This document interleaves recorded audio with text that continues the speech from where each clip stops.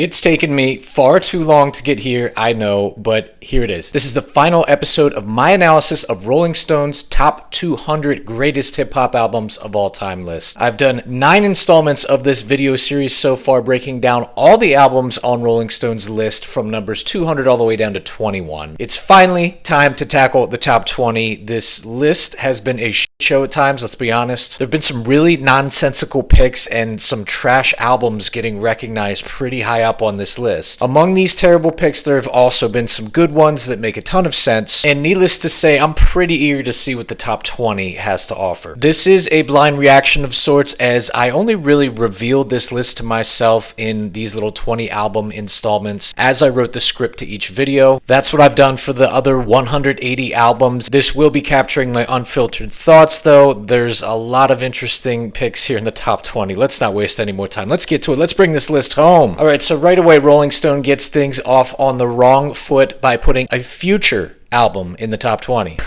Now look, I appreciate what Future's done for modern hip-hop. DS2 is a pretty interesting and trailblazing album, but top 20, completely inappropriate. Like, this album, as influential as it is, doesn't even have any business being in the top 100, if you ask me. This is a major seller, a lot of commercial success with DS2, and Rolling Stone loves a commercial darling. Musically, Future, he's not the best rapper, and the beats, though, are actually pretty great in spots. That's the big takeaway from DS2. But again, Future has very little meaningful to say. That's kind of what hip-hop is about: lyrics, bars, a purpose, a story. And that doesn't exist here on DS2 other than for Future to flaunt his riches and his women and his flashy lifestyle. Trash pick to start off the top 20, hot garbage. Hey, another dumb pick at number 19, it's Lil' Kim's Hardcore. This is another album just like DS2 that is of questionable quality but massive commercial success. And I guess in Rolling Stone's eyes that means it's an all-time great album. And you know what? Just like DS2, it's not even close. I'm a little less mad at this one than DS2 because this comes from an era that I really appreciate the most. Lil' Kim also came out with a biting, snarling delivery and flow and kind of paved the way for future success for female rappers in a painfully male-dominated art form. But the quality of the music just isn't great, despite Kim actually really knowing how to rap and having a good flow. It's a hedonistic, overly sexual album, and I think part of this thing's appeal is that the late great Notorious B.I.G shows up on a handful of tracks, but that's not enough in my book to make this anything close to a top 20 pick, let alone a top 100 pick in my eyes. I think based on influence alone, Hardcore does belong in the top 200. It belongs on this list, but maybe 7 or 8 episodes ago, I would have been happy with it. Alright, here's one that's much better, more understandable. It's MF Doom and Madvillain's Madvillainy project coming in at number 18. I do think this album does get a little bit overglazed. It's one that so many underground heads consider the best of all time. I just don't agree. It's a great album, but it's not one of the best of all time, I don't think. That's personal preference. This thing still is squarely in my top 50. Doom and Madlib came together as their careers were on kind of this parallel ascendancy. The result is a quirky, energetic, fun, and technically deep album. Madlib laces some of the best beats of his entire career here for Doom, who provides a steady dose of head-spinning wordplay. He had been sharpening his knife throughout the late 90s and 2000s, all the way dating back to his days with KMD, in fact, in the early 90s, and it all culminates on one of his best lyrical efforts here on Madvillainy. Their all-time great underground indie rap cuts like Accordion, which is a stunning song, and Figaro, which has one of the greatest bass lines I've ever heard. But I don't know, man, top 20, this is maybe a bit too quirky of an album for me. I like my hip-hop a little bit harder, and this thing just has dorky tendencies as lovable as they are. Madvillainy's still a classic, there's no doubt about it. I understand its placement inside the top 20. Would I put it there, though? No. Number 17, no. No way, it's Yeezus by Kanye West. Absolutely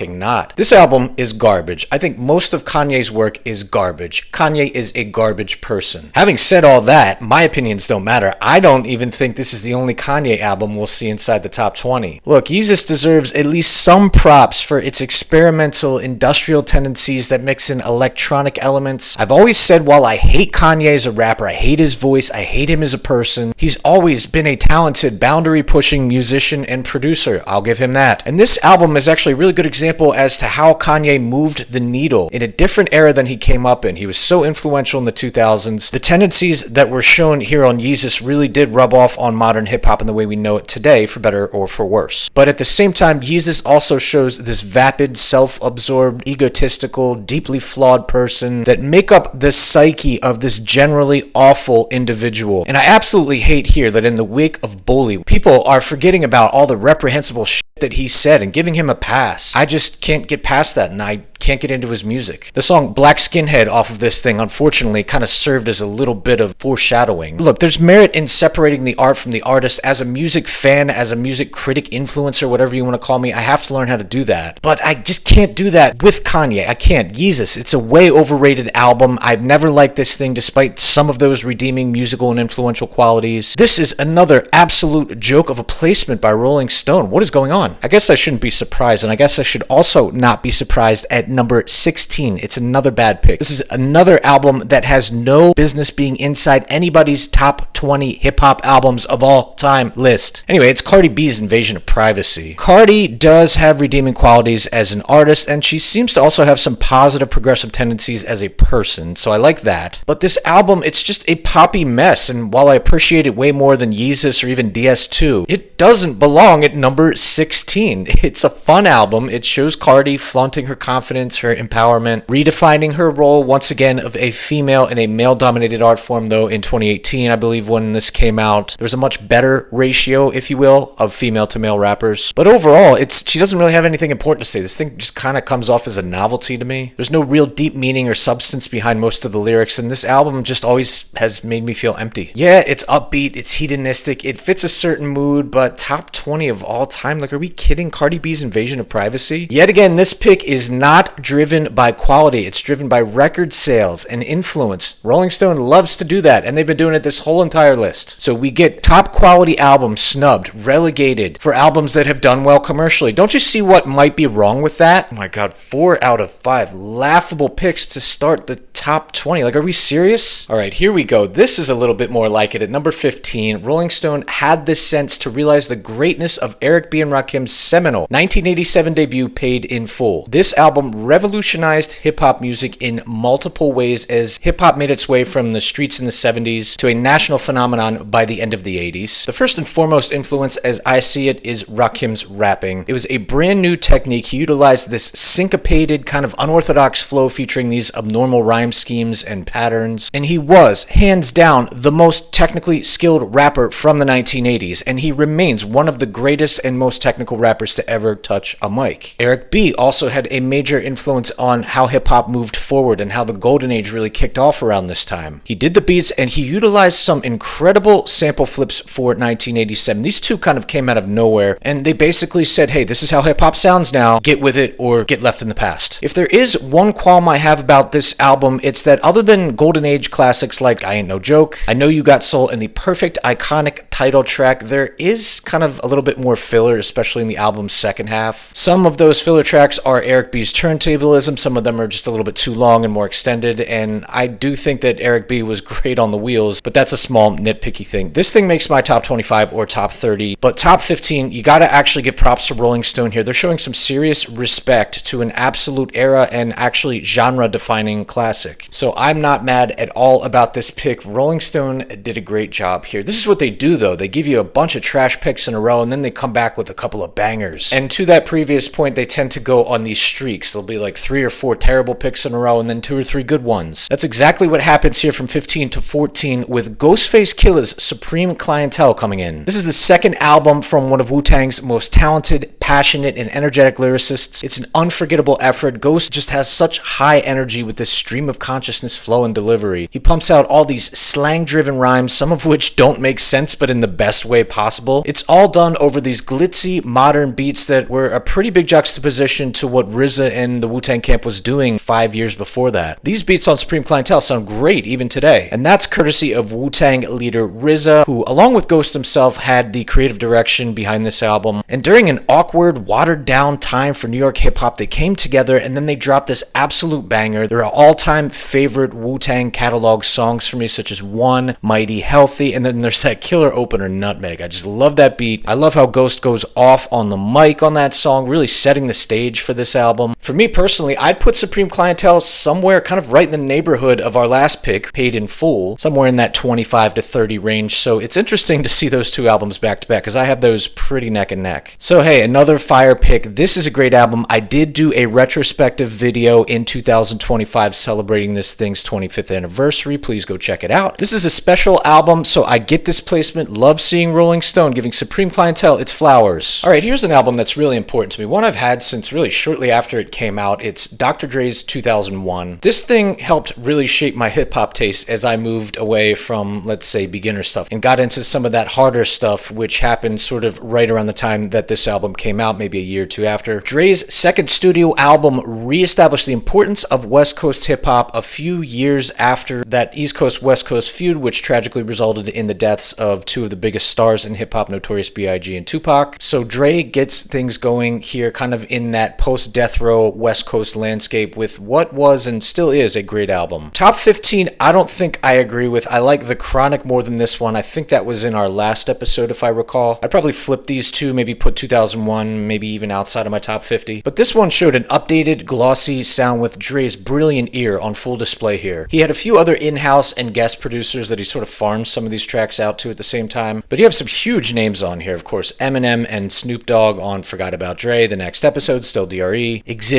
on What's the Difference. And then you also have kind of some deeper West Coast names, like you'll see King T on this thing. Houston legend Devin the Dude comes in and drops an unforgettable verse. And then there's Hitman, who was kind of this Dr. Dre protege that was all over this thing, and then nobody ever heard anything from Hitman ever again. As with any Dr. Dre facing project, there's a couple of issues that I have. The subject matter can be very backwards and misogynistic and transgressive. And if you've watched any of my other videos that have broken down Dr. Dre's work, I never want to hesitate to remind you that he has a past as a serial abuser. So I do look at his stuff with a bit of a raised eyebrow, even though this album has tremendous personal meaning to me. It's still a great album, but number 13 of all time, that's ambitious. However, there are far worse picks that could be in the number 13 spot, so I'll be thankful for 2001 where it is. Here's an album that I like. It makes probably my top 100, but I definitely don't agree with it at number 12. It's Clipse's 2002 debut album, Lord Willin'. This album is a banger. It's that first full-length collab between brothers Pusha T and Malice, as well as Chad Hugo and Pharrell Williams, who formed the iconic production duo, the Neptunes. I have so much nostalgia associated with this album. The song Grindin' was peak middle school vibes for me, and that song popped up at a time where I was just old enough to get pissed off at mainstream hip-hop. I was very disenfranchised with it at the time. The songs off of Lord Willin' resonated with me, despite it being such a mainstream-facing album. Clipse brought a fresh new sound from the streets of Virginia Beach, and their drug rap subject matter really influenced how many hundreds of rappers that you hear today. Anyway, When's the Last Time is a certified banger. Virginia is straight heat, and then there's deeper cuts like Gangsta Lean that really round this thing out nicely. It's an ominous, but it's an accessible album. But number 12, man, I don't know. I can't really endorse that. It's just too high. The album is fire, but it's not an inferno. A bit of a stretch here, though. Just like 2001, there's way shittier albums that could be here in this section of the list. So again, let's ultimately be thankful. And the number 11 pick really does drive that idea home. It's Drake's Take Care. I say this every time I break down these critical lists and I see a Drake project here. No Drake album, LP, EP, single, phone recording, whatever belongs anywhere near any top 10, top 20, top 50, or top 100 of all time hip hop lists. Drake's not a rapper, he's a pop star. He doesn't even write his own stuff. Let's be reminded of that. He doesn't have a lot of integrity even for the stuff that is written for him, and he just honestly seems like a huge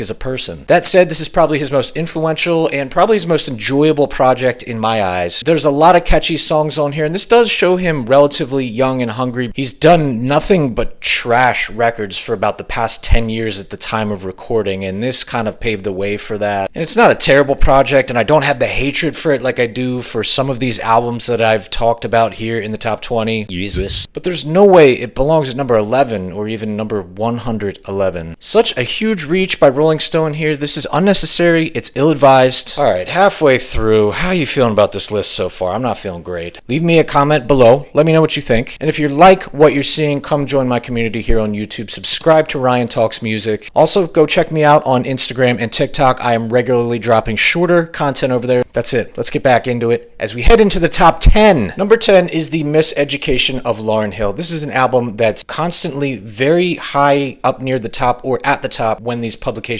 drop these lists. This is one that I've grown to love and appreciate a lot more in recent years. It's not one that I really got into when it came out. That wasn't really my taste. I was also just a child who was discovering a lot of other radio-facing hip-hop and music at the time. I appreciated the song Doo Wop That Thing. That's one of my earliest hip-hop memories. It was a pretty important part of my hip-hop discovery during that second half of the 90s. But this album goes way beyond just that song, though. And following the breakup of the legendary Fugees collective, Lauryn Hill was the only one of the three members to go in those years afterwards and release a mountain-moving album like this one. Wyclef and Pras had some heat here and there, but Lauryn blew those guys out of the water. The Miseducation, though, it's a hip-hop album, but it's also kind of a neo-soul and R&B album. It's only like half hip-hop. So whenever I see this thing on best of all time hip-hop lists, I scratch my head a little bit, because this isn't a pure hip-hop album, and that's fine, and I appreciate it for what it is. Overall, it's a beautiful, intricate, soulful record with a deep message, and you can tell Lauryn really put all of her heart and soul into this thing. There's a lot of love, there's a lot of energy, there's a lot of pain behind this. The output of all those feelings gives us just all-time great cuts like Lost Ones, the aforementioned Doo Wop, the heartfelt When It Hurts So Bad, and two incredible, beautiful, hidden bonus tracks to close this thing out. Can't Take My Eyes Off You and Tell Him. Those are my two favorite songs from this entire project. But again, it's not hip-hop. A lot of these are R&B songs. There's a lot of singing on here. And Lauryn pulls it off, and she does great, but it's not hip-hop, at least not entirely. I do have criticisms about the album's length. It's nearly 80 minutes long. It goes into a very notable lull in its midsection. There's a lot of just good songs as opposed to the great ones. Having said that, this is an incredible collection of music from Lauryn Hill. I somewhat understand its placement here, but it certainly wouldn't make it this high on my list. Cool pick at number 9. I like this one a lot. It's The Low End Theory by A Tribe Called Quest from 1991. I've debated with many a commenter over my short YouTube career over whether this one is better or their next album, Midnight Marauders. Well, I agree with Rolling Stone here that The Low End Theory is Tribe's best record. It's in my top 15 or maybe top 20, so nearly identical placement. This paved the way for jazz rap's notable explosion in that early part of the 90s, and this album actually helped hold down the fort in New York as hip-hop's epicenter sort of switched to Los Angeles for a temporary period of time. This is a laid-back, peace-loving album. The beats are done by the group themselves. The sampling here, the jazzy sampling here,